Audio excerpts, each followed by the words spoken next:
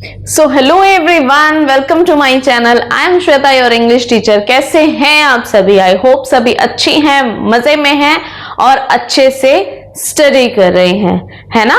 क्योंकि स्टडी सबसे ज्यादा जरूरी है, राइट? आज बेटा हम करने वाले हैं poem Bharat our land, 9th class की first poem.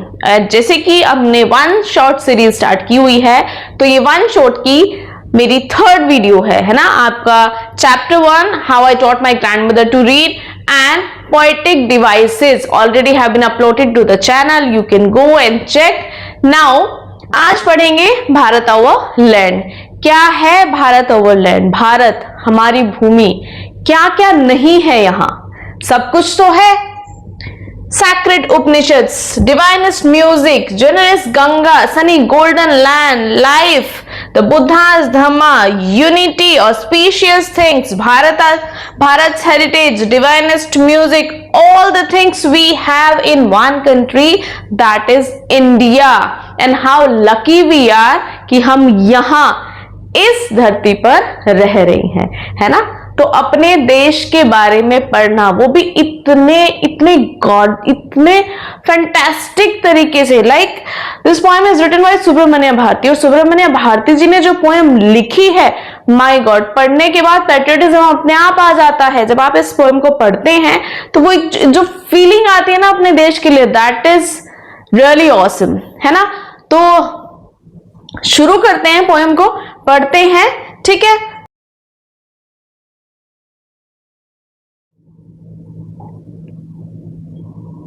First of all, let's read a short introduction of the poet Subramanya Bharati.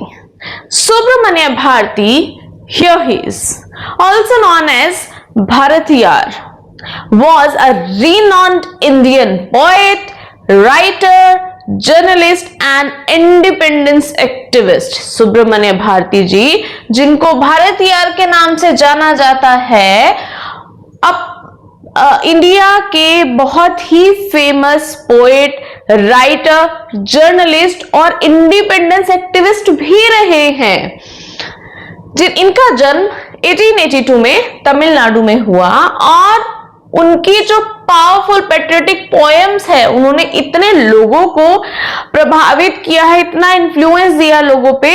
At the time जब इंडिपेंडेंस के लिए लोग लड़ रहे थे, उस टाइम पे इतनी अच्छी पोएम, मतलब इतनी पावरफुल पोएम का आना, जिसको पढ़ने के बाद अपने आप एक देशभक्ति आ जाती है।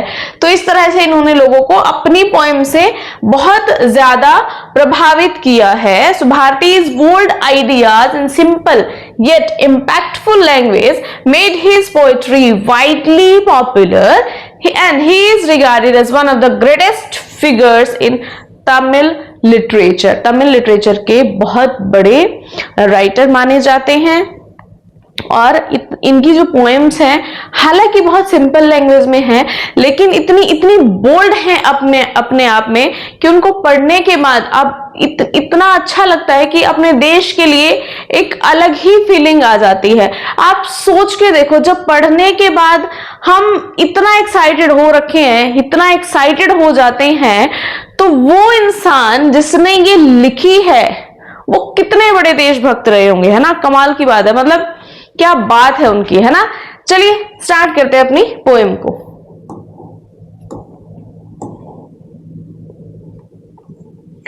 हाँ जी, let's get started with the very first line. The mighty Himavant is ours. The mighty Himavant is ours. There is no equal anywhere on earth. The generous Ganga is ours. Which other river can match her grace? The mighty Himavant. हिमावंत किसके लिए use हुआ है? हिमावंत use हुआ है बेटा हिमालय के लिए। किसके लिए? हिमालय के लिए, ठीक है? तो वो ह्यूज, वो पावरफुल, वो स्ट्रॉन्ग जो हिमालय है, वो हमारा है, और उसके जैसा पूरी अर्थ पर दूसरा कोई भी नहीं है। The generous Ganga is hours. अब गंगा को जेनरस क्यों कहा है? आपको पता है गंगा को जेनरस क्यों कहा है? कौन होता है जेनरस? कौन होता है generous person? who is happy to help others, who always help without asking anything in return, है ना। तो गंगा भी तो ऐसी है, गंगा से कितनी नदियां निकलती है जहां से कहां कहां हजारों लाखों लोगों तक पानी पहुंचता है, और जब जब ये पानी फसलों में जाता है तो वो अन्न उगाने के काम आता है। तो कितनी तरह से गंगा हमारे लिए हेल्प कर रही है without asking anything in return.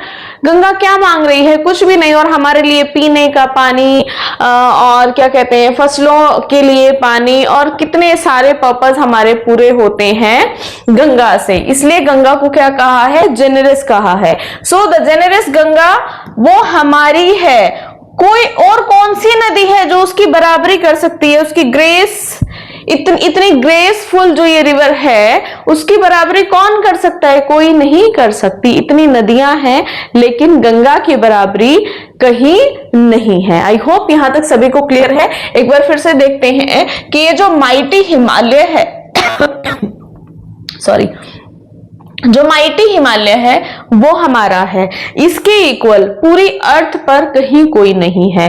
जो जेनरस गंगा है, जो उदार गंगा है, जो दयालु गंगा है वो हमारी है और कोई और नदी उसकी बराबरी नहीं कर सकती।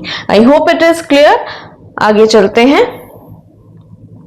The sacred Upanishad are ours. What scriptures else to name with them? This sunny golden land is ours. She is peerless. Let's praise her. The sacred. Sacred क्या होता है बेटा? क्या होता है sacred? Sacred होता है पवित्र। उपनिषद क्या है? हमारे जो ग्रंथ हैं, है ना, हमारे जो वेद हैं। तो वो जो ये जो पवित्र वेद हैं वो हमारे हैं। और कौन से स्क्रिप्चर्स ऐसे हैं जिनका नाम भी इनके साथ लिया जा सकता है, कहीं बराबरी नहीं है। ठीक है। So this Sunny golden land, ये जो हमारी सुनहरी धरती है, ये जो सुनहरी धरती है ये हमारी है।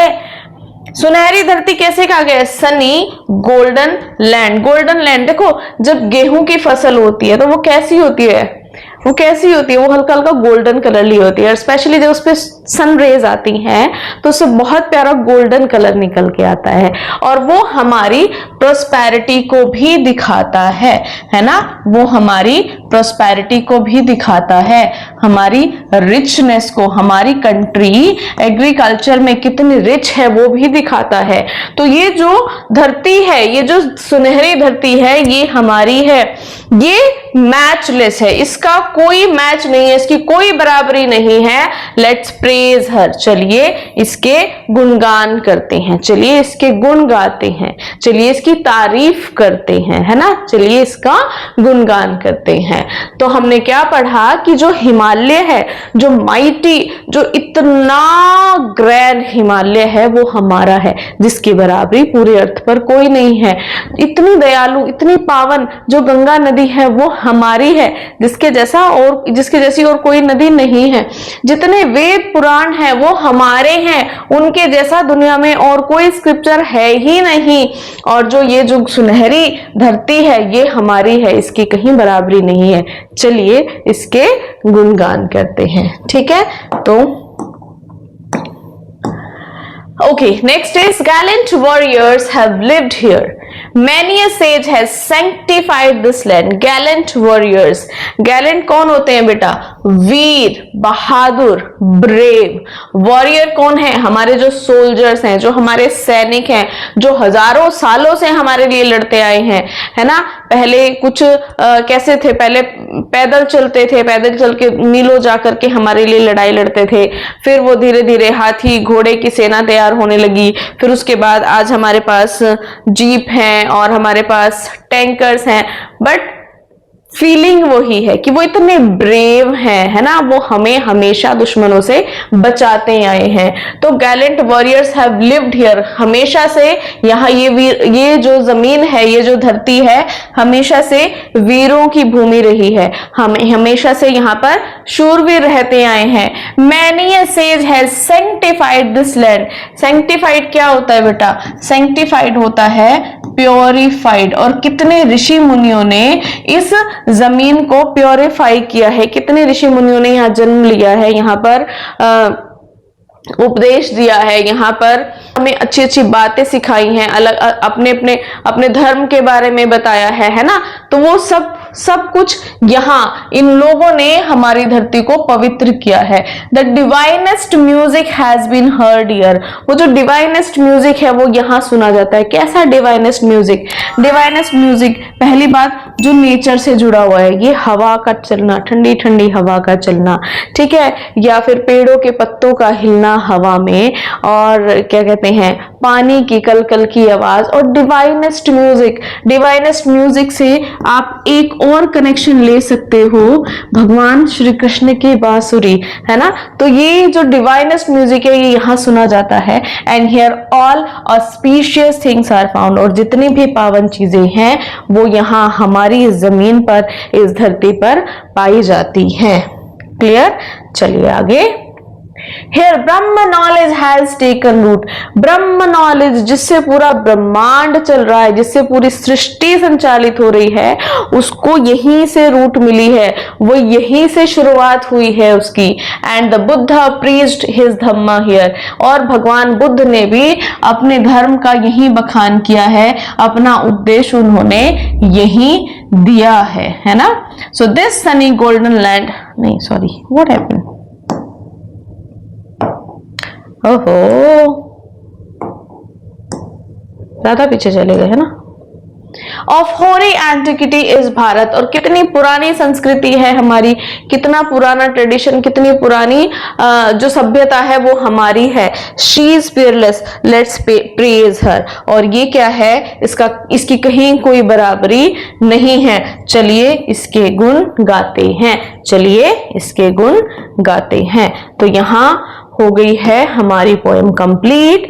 नाउ अब जल्दी से ले लेते हैं इसकी एक समरी। आई होप पोएम सभी को समझ में आई है। अब पढ़ते हैं इसकी summary. The poem Bharat our land is a proud tribute to India. जो पोएम भारत आवर लैंड है ये इंडिया के लिए एक प्राउड ट्रिब्यूट है, celebrating its natural beauty, spiritual wisdom and ancient heritage. इसकी ब्यूटी, इसकी विजडम, इसका हेरिटेज, इसकी संस्कृति, इसकी सभ्यता, इसकी कला को दिखाते हुए ये जो पोएम है। The poet begins by praising the mighty Himavant, describing it as unmatched anywhere on earth. शुरुआत कहां से करते हैं पोएट? शुरुआत करते हैं हिमालय की ऊंची ऊंची चोटियों से, जिसकी बराबरी पूरी दुनिया में, पूरी धरती पर और कहीं नहीं है। These majestic mountains symbolize the strength, grandeur and uniqueness of the country. तो ये क्या बताती हैं, ये जो ऊंची ऊंची चोटियां हैं ये क्या बताती हैं? हमारी कंट्री की स्ट्रेंथ, हमारी कंट्री की शान, हमारी कंट्री की यूनिकनेस ये दिखाती हैं, ये दर्शाती हैं। The poet then glorifies the sacred river Ganga. अब पोएट किसको ग्लोरीफाई, किसके बारे में बात कर रहे हैं? जो पवित्र नदी है हमारी Ganga, which is portrayed as generous and graceful, suggesting that no other river can equal its purity and importance। ठीक है, जो एक जेनरस के रूप में गंगा को दिखाया गया है, ठीक है, जो क्या कहती है कि उसके बराबर दुनिया में और कोई नदी नहीं है, उसकी प्योरिटी, उसकी जो उदारता है, उसके इक्वल कहीं कोई और नहीं है। The poem Bharat our land also highlights India's deep spiritual and philosophical traditions। ठीक है, तो क्या दिखाती है ये? हमारे भारत का जो पुराना, जो एक सांस्कृतिक, एक दार्शनिक जो हमारे जो ट्रेडिशन रहे हैं, हमारी जो सभ्यता रही है वो दिखाती है ये पोएम। हमारे परम पावन, हमारे उपनिषद जिनको प्राइजलेस कहा गया है, क्या है कि priceless scriptures that reflect the profound wisdom developed in this land. यहाँ इस धरती से शुरुआत होती है हर चीज की। So India is described as sunny golden land. India को सनी गोल्डन लैंड क्यों कहा गया है?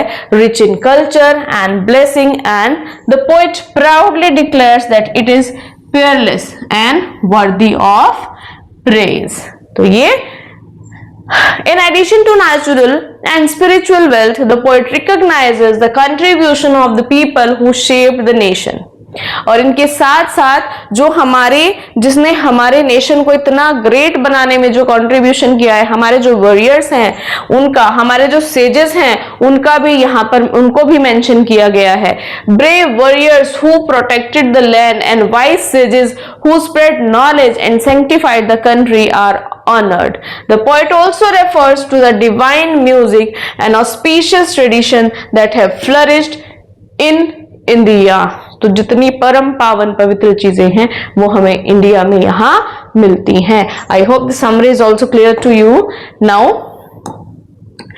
poetic devices. Poetic device हम ऑलरेडी पढ़ चुके हैं, और जिन्होंने पोएटिक डिवाइस अभी तक नहीं देखे हैं, पोएटिक डिवाइस की one shot video already channel पे अवेलेबल है। अब मैं डिस्क्रिप्शन में इसका लिंक दे देती हूं, तो वहां से आप उस वीडियो को देख सकते हैं, जिसमें आपके सारे जो इंपॉर्टेंट पोएटिक डिवाइस है जो 9 to 12 के सिलेबस में आने वाले हैं, जिनमें से क्वेश्चन आने की उम्मीद रहती है ड्यूरिंग बोर्ड एग्जाम्स और क्लास एग्जाम्स।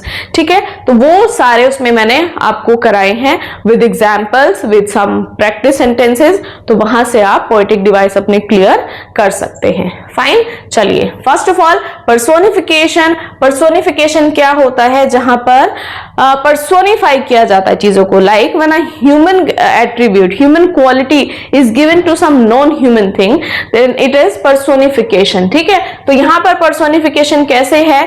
जेनेरस गंगा, ये जेनेरस जो क्वालिटी है ये किसकी होती है? ये ह्यूमंस क्वालिटी है जो यहाँ पर गंगा को दी गई है, इसलिए यहाँ पर क्या है बेटा? यहाँ पर है हमारा पर्सोनिफिकेशन। ठीक है, माइटी हिमावंत, हिमालय को माइटी कहा गया है, तो यहाँ पर्सोनिफिकेशन है। एक और मैं आपको एग्जांपल देती हूं, शी इज फियरलेस। हमारी जो अर्थ है, हमारा जो इंडिया है, हमारा जो भारत है, उसको शी कह करके बुलाया गया है, तो उसको भी पर्सोनिफाई किया गया है। ठीक है, तो ये कुछ एग्जांपल हैं पर्सोनिफिकेशन के। Now hyperbole. Hyperbole I already told क्या होता है? जब हाइपर होके बोलना, मतलब बहुत बढ़ा चढ़ा के बोलना, चीजों को बहुत एग्जैजरेट कर देना। ठीक है, तो the poet uses strong exaggerated language to emphasize India's superiority, such as no equal anywhere on earth and what scriptures else to name with them. ये दोनों एग्जाम्पल हैं हमारे हाइपरबली के। ठीक है बेटा, क्या कह रहे हैं पोएट कि इनके बराबर पूरी दुनिया में, पूरी अर्थ पर, पूरी धरती पर कोई और नहीं है, और यहाँ scriptures else to name with them, मतलब नाम भी नहीं लिया जा सकता। इतने अपने आप में इतने ग्रैंड है, इतने महान है, इतने बड़े हैं कि किसी का नाम तक मैच नहीं होता है, इतना एग्जैजरेट कर दिया है ना। Now next one is imagery. As I already told, imagery क्या है? जहां imagination है वहीं पर imagery है, जहां poet imagine कर रहा है वहीं पर imagery है। The poem uses visual and sensory imagery to create vivid mental pictures. देखिए, जब मैंने पोएम एक्सप्लेन की और मैंने कहा कि क्या कहा मैंने? Sunny golden land, Sunny golden land. ठीक है, जैसे मैं आपको बता रही थी कि गेहूं, जब गेहूं होता है उसका हल्का हल्का गोल्डन कलर होता है, फिर उस पर सन रेज पड़ती हैं तो एक प्यारा सा गोल्डन कलर हमें नजर आता है। तो जब मैं वो चीजें बता रही थी, क्या आपके माइंड में कुछ पिक्चर्स क्रिएट नहीं हो रही थी? तो जब माइंड जो पिक्चर्स क्रिएट करता है, जो हमारी इमेजिनेशन होती है, उसको जब माइंड एक पिक्चर के रूप में क्रिएट करता है, वो ही हमारी इमेजरी होती है, वही इमेजरी है। ठीक है, तो पोएट भी क्या कर रहा है? चीजों को विजुअलाइज कर रहा है। कैसे? Sunny golden land which represent rich and glorious nation. Fine, next one is symbolism. क्या है सिंबलिज्म? जब किसी एक चीज को उसकी कह सकते हैं कि उसकी स्पेशलिटी दिखाने के लिए, उसकी क्वालिटी दिखाने के लिए किसी और चीज को एज अ सिंबल ले लेता है, दैट इज सिंबलिज्म। क्या है सिंबलिज्म? द हिमावंत। हिमावंत किसको सिंबलाइज कर रहा है? The strength, the power, right? तो Himavant symbolizes strength, Ganga symbolizes purity, and gallant warriors. Warriors क्या सिंबलाइज कर रहे हैं? ब्रेवरी, करेज। फाइन, तो ये थे हमारे poetic device. Again let me tell you, poetic device हमारे 9 to 12 जरूर जरूर जरूर आते हैं एग्जाम में, ठीक है। तो पोएटिक डिवाइस भी एक बहुत इंपॉर्टेंट पार्ट है हमारी स्टडी का, ये भी आपको बेटा अच्छे से करने हैं, ठीक है। Video I have already uploaded. Still जो पोएम रिलेटेड जितने भी आपके रहेंगे पोएटिक डिवाइस, वो हर एक वीडियो में मैं आपको करवाती चलूंगी। Fine, okay. सो नेक्स्ट क्या है, next we have exercise. Fill in the blanks by choosing appropriate words to complete the summary of the poem। जैसे ही हम इन fills को, इन blanks को जब हम fill कर देंगे, हमें एक short summary मिल जाएगी। What a creative idea to make a summary of the poem। Okay, so options have been given here। Out of these words we have to choose suitable word for these fill-ups, right? Okay, so the poem is a tribute to India, celebrating its natural beauty, spiritual heritage and dash। and what? Natural beauty, spiritual heritage, और क्या celebrate कर रहा है? ढूंढो ढूंढो, जल्दी से बताओ मुझे। Find out क्या है? Historical greatness, ठीक है। फर्स्ट में क्या आ जाएगा बेटा? Historical greatness. Now the poet praises the dash, describing it as mighty and unparalleled। तो ये unparalleled बताते ही, mighty बताते ही समझ में आ जाता है। यहाँ पर क्या आएगा बेटा? यहाँ आ जाएगा हमारा हिमावंत। फाइन, क्या आ जाएगा? हिमावंत। The dash is depicted as generous and graceful। किसको बताया है generous और graceful? गंगा को। किसको बताया है? गंगा को। Fine. While the dash are honored as sacred and unmatched। किसको sacred और unmatched कहा है? कि उनका नाम तो, उनके बराबर तो किसी का नाम भी नहीं है, है ना। तो क्या है यहाँ? क्या आ जाएंगे हमारे? उपनिषद। फाइन, क्या आ जाएंगे? उपनिषद। The poem highlights the contribution of dash and dash who have enriched the land with their bravery and wisdom। So for bravery we have warriors, and for wisdom we have sages। Fine। It also acknowledges the presence of dash and the teachings of dash। Presence of whom? किसकी presence? किसकी presence? Brahma knowledge. And teachings किसकी? Lord Buddha की teachings, है ना बेटा? Lord Buddha की teachings. India's deep rooted spiritual and philosophical traditions. The poet repeatedly asserts that India is, क्या है India? India is fearless। India is fearless, urging everyone to dash her। क्या करना है? इसको praise, है ना। फाइन, राइट, ये हो गए हैं हमारे, ठीक है। Now next one is complete the following features about the poem. Poem के बारे में क्या है? The impact on the readers. Poem को पढ़ने के बाद रीडर्स के ऊपर क्या इंपैक्ट आता है? जैसे मैंने शुरू में ही बताया है ना, इतनी एंकरेजिंग पोएम है कि अपने आप से वो पैट्रियोटिज्म आ जाता है, अपने आप वो एक्साइटमेंट आ जाती है। तो रीडर्स का मूड कैसा हो जाता है? क्या दिखा रहा है? पैट्रियोटिज्म और प्राइड।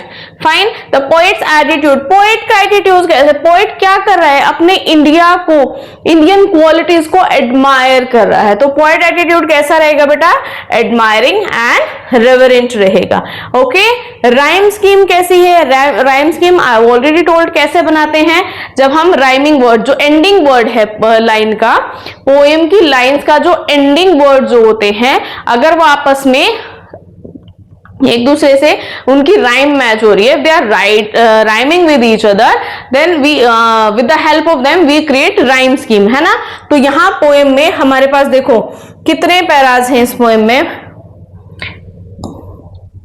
यहां पर हमारी राइम स्कीम ना बेटा सब पैराज की अलग अलग बन रही है। जैसे मैं इसकी बात करूं, हियर लैंड, हियर फाउंड, ठीक है। तो ये ए बी, ए और ये सी चला जाएगा, ठीक है। अगर मैं यहां बात करूं रूट, हियर, भारत, हर, तो राइम स्कीम प्रॉपर हमारी नहीं बन रही है, प्रॉपर राइम स्कीम नहीं बनेगी। तो ये हो जाएगा बेटा हमारा फ्री वर्स, ठीक है। क्या हो जाएगा? Free verse. Now examples of personification, the generous Ganga, she is fearless, let's praise her. हम पर्सोनिफिकेशन ऑलरेडी डिस्कस कर चुके हैं, है ना? तो चलिए next, what is the impact of the refrain she is fearless, let's praise her? ठीक है, she is fearless, let's praise her, इसका क्या इम्पैक्ट आता है? So the poet uses the refrain to reiterate that we must acknowledge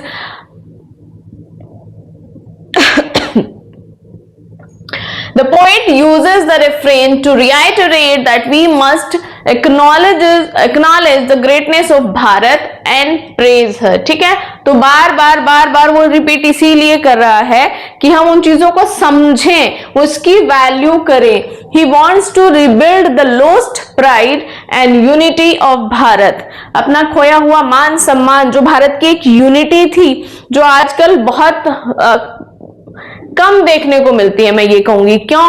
क्योंकि सब अपने आप में है. कंट्री, हाँ, बहुत सारे लोग हैं अभी भी, हमारे जो सोल्जर्स हैं, हमारी जो आर्मी है ना, बहुत लोग हैं जो अपनी कंट्री के लिए जान देने को तैयार हैं. लेकिन बहुत ऐसे भी हैं जिनको कोई खास फर्क नहीं पड़ता, उनका अपना स्टेटस मेंटेन रहना चाहिए, है ना. तो कुछ ऐसे भी लोग हैं आज के टाइम में. सबको नहीं कह रही हूं, कोई भी इसको पर्सनल नहीं ले, लेकिन हाँ, ये एक कड़वी सच्चाई है. जो पैट्रियटिज्म हुआ करता था, जिसके लिए लोगों ने अपनी जान दी है, जिसके लिए हमारे बीच में से इतने ग्रेट पर्सनालिटीज जो आज हमारे बीच में नहीं है, जिन्होंने हमें ये आजादी दिलाई, जिन्होंने हमें ये लाइफ दी कि आज हम अपने अपने घर में सेफली रह रहे हैं, ना.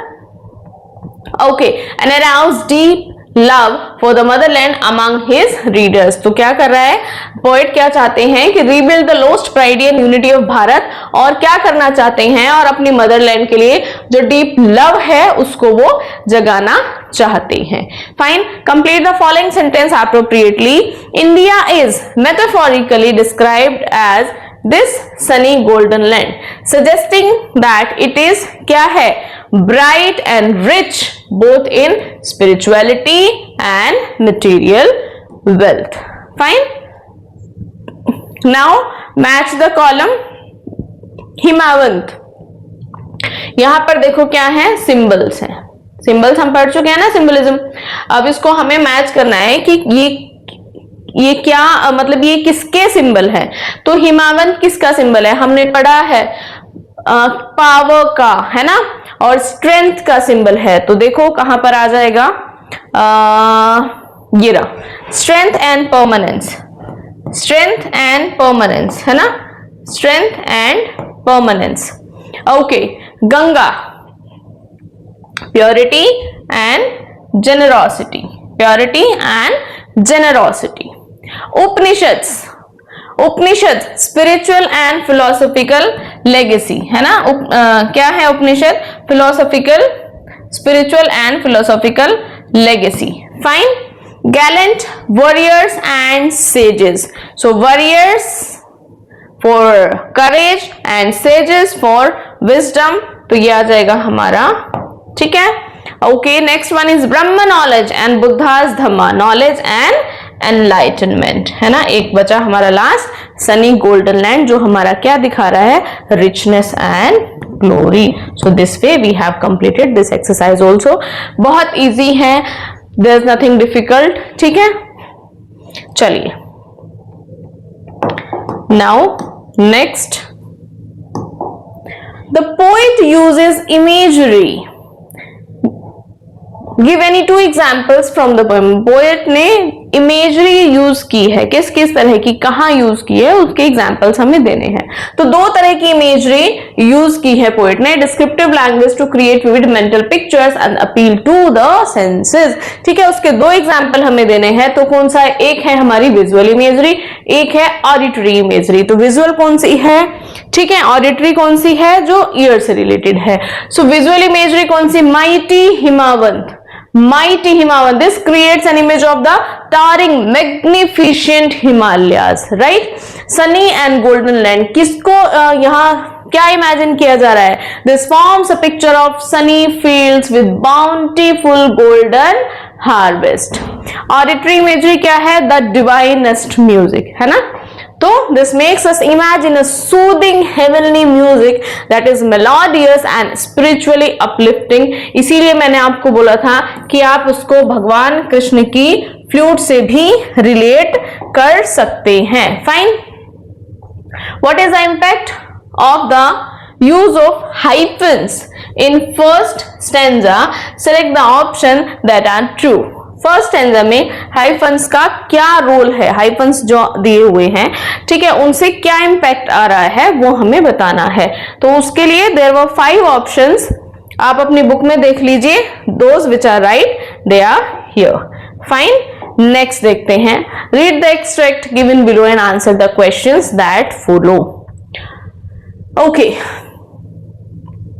ये हमारी पोएम है, पोएम में से एक्सट्रैक्ट है और इसमें से कुछ क्वेश्चंस गिवन है जिसके हमें आंसर्स करने हैं। इस तरह से आपके एग्जाम्स में बेटा आते हैं, ठीक है। किसी भी पोएम का आपको एक स्टैंजा दे दिया जाता है, उससे ही रिलेटेड क्वेश्चन आएंगे जिसके आंसर आपको बताने हैं। Fine. So complete the sentence. The word mighty refers to, mighty किसको रेफर कर रहा है? Strength, grandeur and imposing presence of the Himavant. Clear? Choose the correct option to complete the sentence given below. The question mark at the end of the 4th and 6th line of the extract is used to emphasize a point. This is the answer. Okay, I have one doubt. क्यों आ रहा है ये doubt? What is the impact of the use of hyphens in the first stanza? Creates deliberate pause to reinforce the sense of admiration and pride. ठीक है। Okay, this is fine. Emphasize the contrast between India's strength and weakness.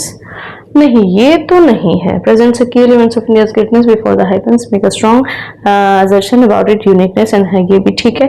लेकिन ये तो नहीं है। ये वाला question है ना बेटा, आई डोंट नो, इसमें मैंने एडिट किया था पर पता नहीं क्यों नहीं आया। There is some problem. इसको मैं आपको अलग से करा दूंगी। अभी right now I don't have book right now, कोई बात नहीं। इसको मैं आपका ना, इसकी मैं शॉर्ट डाल दूंगी, आप देख लेना। इस क्वेश्चन की मैं शॉर्ट डाल दूंगी because there are 5 option and out of those 5 3 are correct, but ये ऑप्शन उनमें नहीं है। तो ये बेटा I am so sorry for this.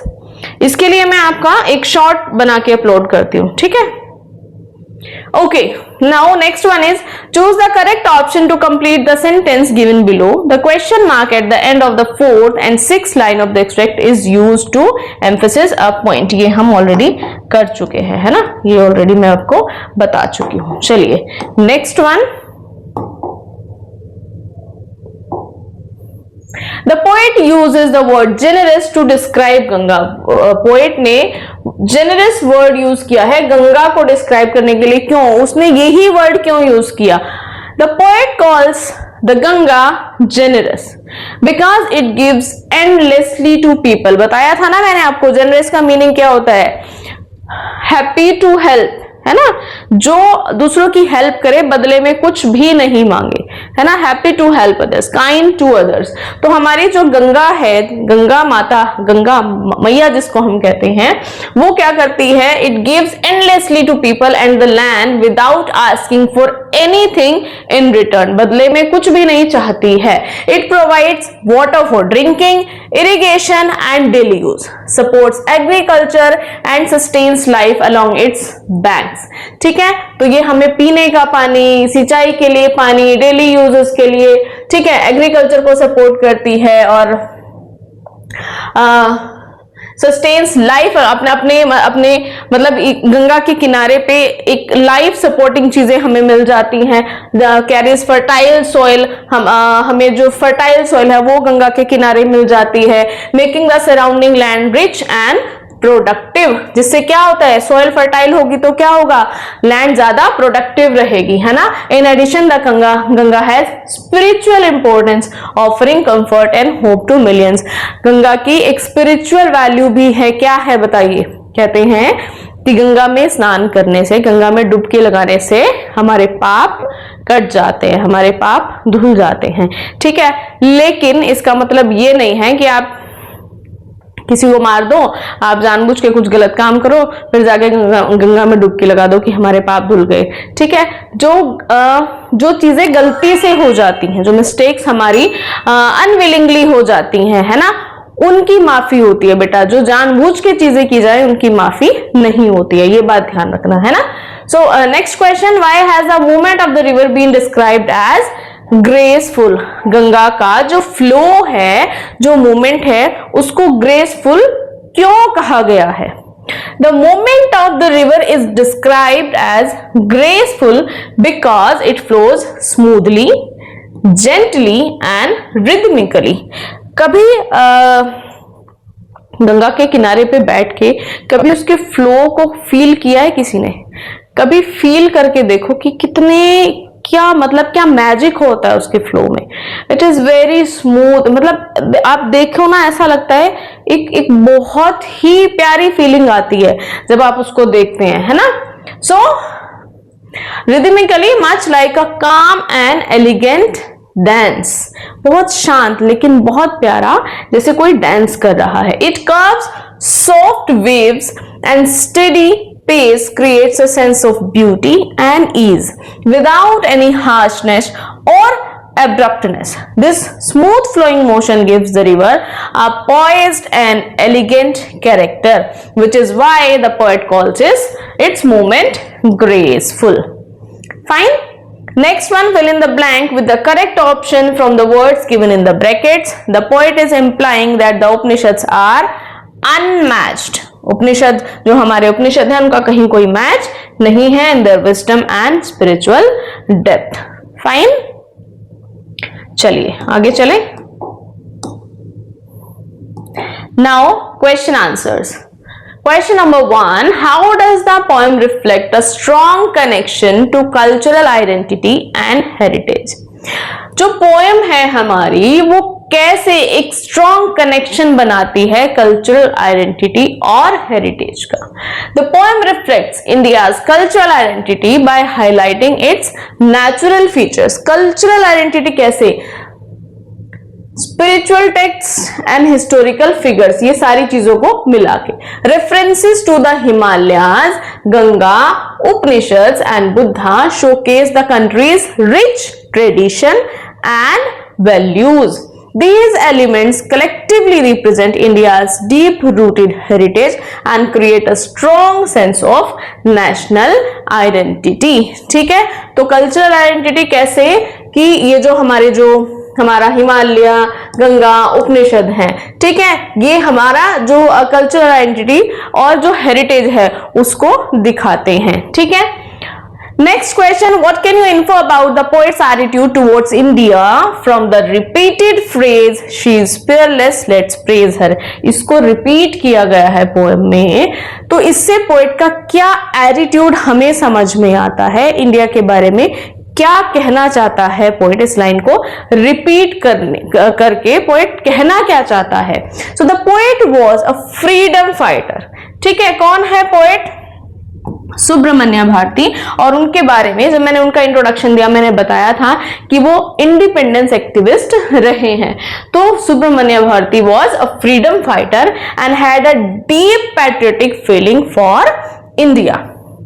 Through the repeated phrase, she is fearless, let's praise her, he wants to arouse a feeling of pride, reverence and patriotism among his readers.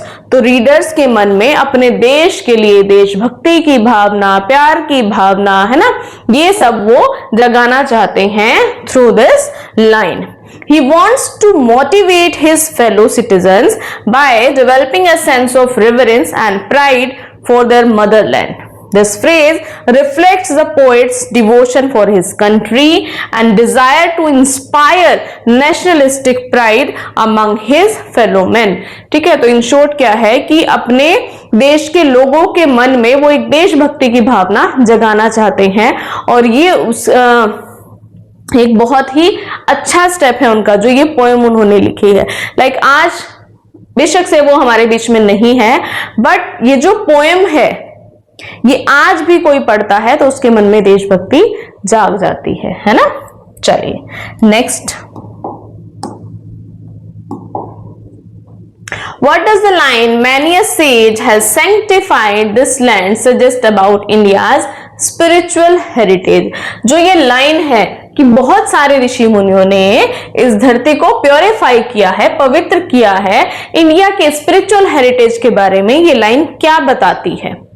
India has been known as the land of great wisdom that have been delivered by sages since time immemorial. ठीक है, कभी से ही India को great wisdom की मतलब एक great land माना जाता रहा है ना? The phrase many a sage has sanctified this land tells us that India's cultural heritage has been paved by a long line of sages who have purified the land through their penance. मतलब यहाँ ऋषि, बहुत सारे ऋषि मुनियों ने इस धरती पे जन्म लिया है, बहुत सारे ऋषि मुनियों का जन्म होने से ये धरती हमेशा से पवित्र पावन रही है. It is a timeless spiritual imprint left by the sages that makes India a holy land. Fine. Next question. How does the poet connect warriors and music to India's greatness? तो पोएट वॉरियर्स और music को India के greatness से कैसे connect करते हैं? India has been subjected to innumerable foreign attacks since time immemorial. कभी से ही इंडिया क्या माना जाता रहा है कि इंडिया पर बहुत सारे अटैक्स होते आए हैं. कभी मुगलों ने किया, कभी अंग्रेजों ने किया, है ना? तो इंडिया पर बहुत सारे अटैक्स होते आए हैं. India's brave warriors have laid down their lives to protect their motherland which displays India's rich martial heritage. और हमारी इस धरती पर इतने शूरवीर, इतने शौर्यवान लोग हुए हैं जिन्होंने हमेशा से अपनी धरती के लिए अपनी जान की बलि दे करके अपनी मदरलैंड की रक्षा की है. So the poet highlights India's rich musical culture which produces divine music that is spiritually uplifting. By mentioning martial heritage alongside the musical culture, the poet presents India as a country that is powerful, cultured, spiritual and hence worthy to be praise. मतलब शूरवीर होने के साथ साथ, शौर्यवान होने के साथ साथ म्यूजिक को ऐड करना, मतलब ये है कि ये हमारे लिए कोई बड़ी बात नहीं है. ठीक है, तो इंडिया बहुत पावरफुल, बहुत कल्चर्ड और बहुत स्पिरिचुअल धरती है और ये प्रेज वर्दी लैंड रही है. Fine. Next question is, how does this land foster a sense of national pride? जब ये पोएम हम पढ़ते हैं, कैसे एक प्राइड मन में आता है, ठीक है, कैसे एक नेशनल प्राइड का सेंस आता है. So this patriotic poem highlights the unique landmarks and highlights the great spiritual and cultural heritage that can not be compared by any other. मतलब ये जो पोएम है, इसने इंडिया को इस तरह से रिप्रेजेंट किया है, अपने हेरिटेज को, अपने कल्चर को, कि कहीं और इसको कंपेयर नहीं किया जा सकता. इतने ग्रेट वे में इसको बताया है कि कहीं से कोई कंपैरिजन नहीं है. The poem mentions the important landmark like the Himavant, the Ganga and sunny fertile land. It also highlights the ancient spiritual culture and martial heritage. Through the repetition of hours and the refrain, she is peerless, let's praise her, the poem effectively instills a sense of national pride and patriotism among its readers. Like कुछ लोग जो कहीं ना कहीं अपनी country को भूल के बैठे हैं, जब वो इसको पढ़ते हैं तो उनके मन में वो चीजें समझ में आती है कि हमारा इंडिया कितना ग्रेट है. Ganga, Himalaya, that spirituality, that heritage, that Upanishad, everything is great here. So we are living in an incredible country. Fine. तो यहां हमारे क्वेश्चन आंसर्स हो जाते हैं कंप्लीट. अब पढ़ते हैं हम लॉन्ग क्वेश्चन. ठीक है. How does the poet celebrate both the natural beauty and spiritual heritage of India in the poem? Support your answer with reference to the text. Text के रेफरेंस में अपने आंसर को अपनी पोएम से relate करते हुए बताइए. ठीक है. Bharat, our land, celebrates India by blending its majestic natural beauty, symbolized by the unmatched Himalayas and the generous Ganga. Bharat our land जो पोएम है वो इंडिया की जो नेचुरल ब्यूटी है, जो हेरिटेज है, उसको कैसे बता रहे हैं? Symbolized by unmatched Himalaya and generous Ganga with its profound spiritual heritage, specifically highlighting the wisdom of the Upanishads, Brahma knowledge and Buddha's Dhamma. The poet fostered intense pride, calling the nation fearless. मतलब एक सेंस ऑफ प्राइड आती है इसको पढ़ने के बाद.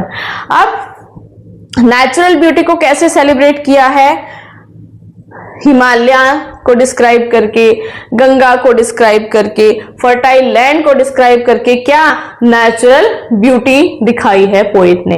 और स्पिरिचुअल हेरिटेज को कैसे दिखाया है? हमारे उपनिषद्स के थ्रू, हमारे सेजेस के थ्रू और हमारे जो बुद्धा, लॉर्ड बुद्धा की जो टीचिंग्स हैं उनके थ्रू. अब एक एक करके इनको पढ़ते हैं. सबसे पहले Himalaya. The poet praises the mighty Himalayas asserting their unparalleled majesty, stating there is no equal anywhere on earth. अब गंगा को कैसे बताया है? The Ganga is portrayed as generous and graceful, symbolizing the purity and life-sustaining bounty of the land. अब fertile land, it is described as a sunny golden land, emphasizing its richness and beauty. अब बात करते हैं spiritual heritage की. तो उपनिषद्स हैं. The poet highlights the sacred and holy Upanishads, proclaiming no other scriptures can match them. Wisdom and sages, the poem acknowledges India as the home of Brahma knowledge and place sanctified by countless sages. Buddha's teachings, the poet honors India as the land where Buddha spread his teachings of Dhamma, emphasizing compassion and moral guidance. So, the poem weaves these elements together to present Bharat as sacred, peerless land deserving of admiration and praise, often repeating the refrain, "She is peerless, let's praise her."